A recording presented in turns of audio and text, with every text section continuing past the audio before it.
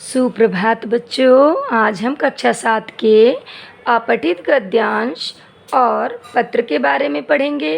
तो आइए चलिए हम शुरू करते हैं अपठित गद्यांश।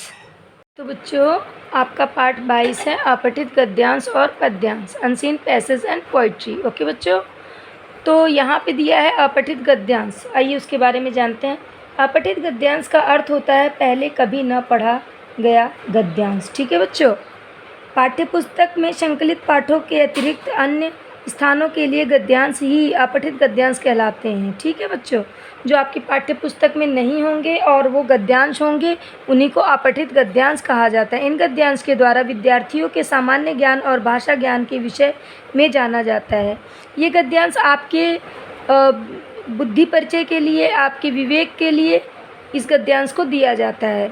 इन गद्यांशों के नीचे प्रश्न दिए जाते हैं। इन प्रश्नों के उत्तर गद्यांश में से ढूंढकर लिखने होते हैं। ठीक है बच्चों, इस प्रकार से आपकी हिंदी में भी और इंग्लिश में भी अनसीन पैसेज और अपठित गद्यांश आते हैं।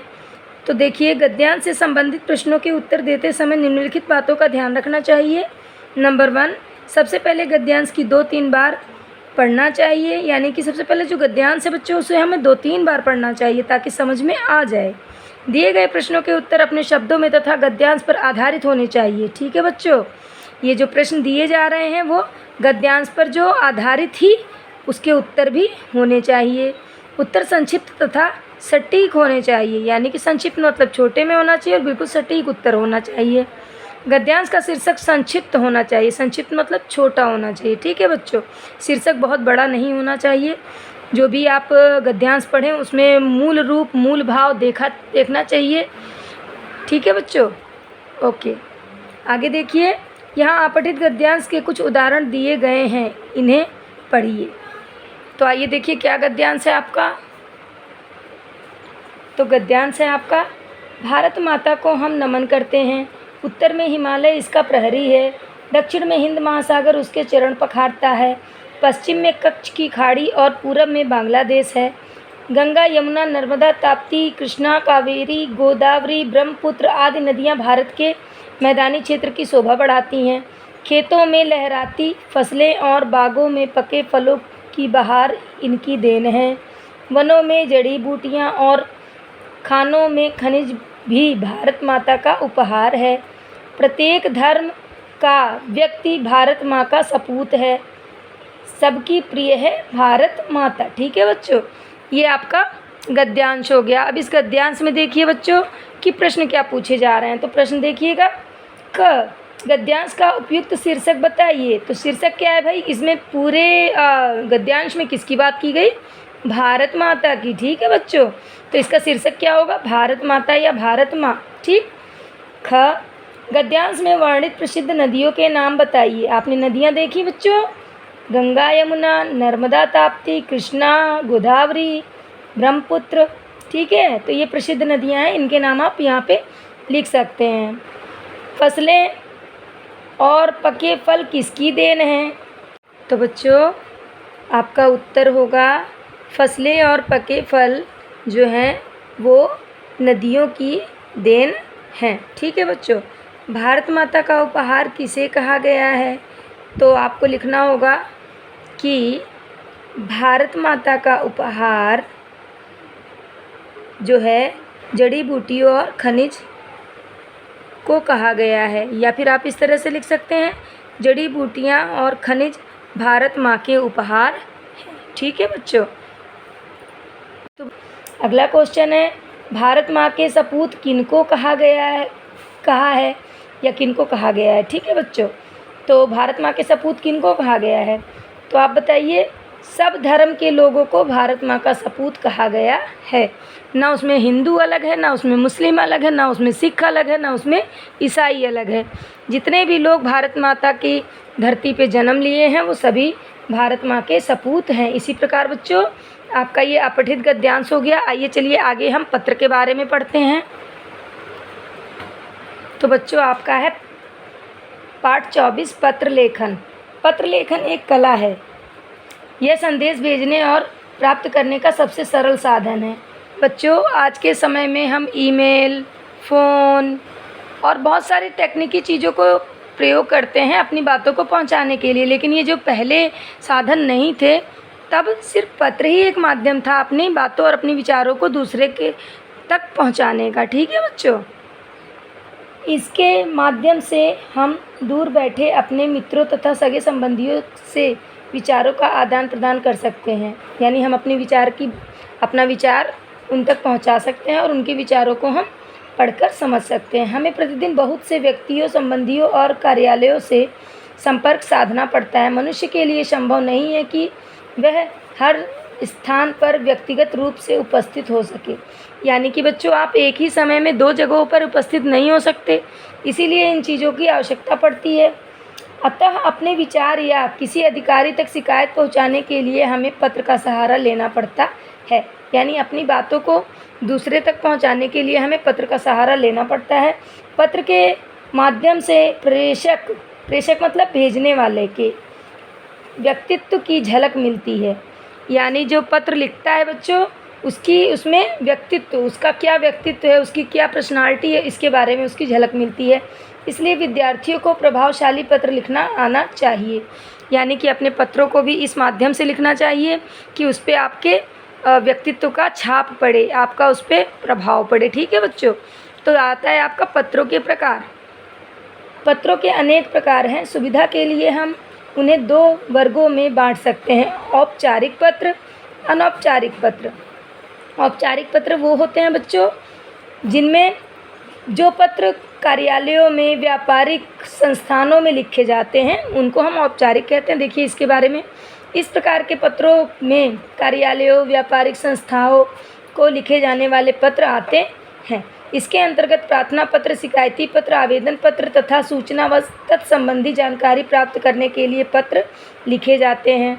अनौपचारिक पत्र, इनमें पारिवारिक पत्र यानी कि अपने परिवार से संबंधित जो भी बातें हैं बच्चों, वो हम अनौपचारिक पत्र में लिखते हैं अपने सगे संबंधियों को। ठीक है बच्चों।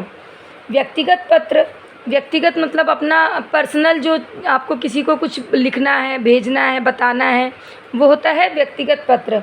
तथा निमंत्रण पत्र, निमंत्रण पत्र तो आप जानते ही होंगे, शादी ब्याह में आप लोग जब भी जाते हो तो आपको निमंत्रण पत्र मिलता है ना बच्चों, वही होता है निमंत्रण पत्र, शामिल होते हैं। तो बच्चों क है औपचारिक पत्र के नमूने। नमूने मतलब आपको इसी तरह से पत्र लिखना होता है बच्चों। ये एक आपको तरीका बताया जाता है, बाकी आप अपने तरीके से उसमें डाल के लिखेंगे। ठीक है बच्चों, शब्दों को। सदाचार प्रमाण पत्र लेने के लिए प्रधानाध्यापक को प्रार्थना पत्र लिखिए। सदाचार प्रमाण पत्र, जिसे हम कैरेक्टर सर्टिफिकेट कहते हैं। ठीक है बच्चों। सेवा में प्रधानाध्यापक महोदय। आदर्श विद्यालय, यहाँ पे आप अपने विद्यालय का नाम लिखेंगे। यहाँ लिखा है फरीदाबाद, आप लिखेंगे गाजियाबाद। पहले तो आप यहाँ पे खोड़ा लिखेंगे, फिर यहाँ पे गाजियाबाद। विषय सदाचार प्रमाण पत्र प्राप्त करने हेतु प्रार्थना पत्र। विषय मतलब क्या होता है बच्चों? विषय यानी जिसके बारे में आपने यहाँ पे पत्र भेजा है वो होता है विषय। मान्यवर महोदय, तो बच्चों आप लिखेंगे मान्यवर महोदय, निवेदन है कि मैंने सन 2020 या 2021 में आपके स्कूल से मैट्रिक पास की थी। मेरा अनुक्रमांक 20,110 था। मैंने प्रथम श्रेणी लेकर यह परीक्षा उत्तीर्ण की। मैं दौड़ प्रतियोगिता में प्रथम रहा करती थी, या लड़के यहाँ पे लिखेंगे करता था।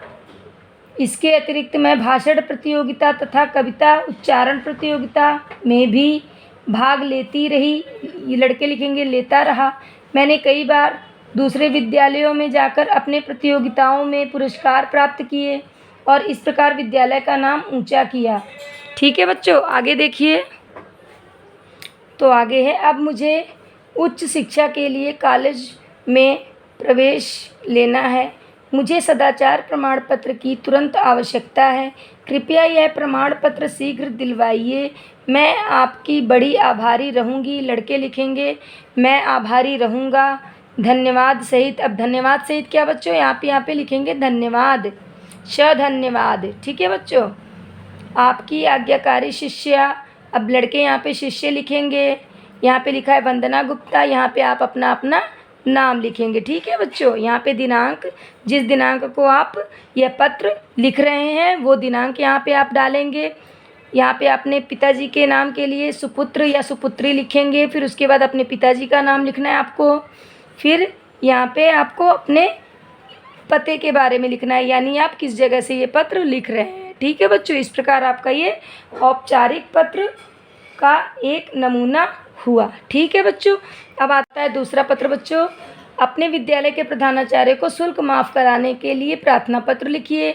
शुल्क मतलब क्या होता है? फीस, जो आप मंथली फ़ीस देते हैं बच्चों, उसी को शुल्क कहा जाता है। ठीक है बच्चों, तो देखिए इसमें क्या है लिखना। सेवा में प्रधानाचार्य महोदय, केंद्रीय विद्यालय, यहाँ पे आप अपने विद्यालय का नाम लिखेंगे। आर के पुरम, अब यहाँ पे भी आप अपने खोड़ा लिखेंगे, और यहाँ लिखा है दिल्ली, दिल्ली की जगह पे आप गाज़ियाबाद लिखेंगे। विषय, अब विषय मैंने आपको पहले भी बताया बच्चों कि विषय का मतलब है जिस चीज़ के लिए आप यहाँ पे पत्र लिख रहे हैं उसका निचोड़, यानी कि उसका मूल रूप।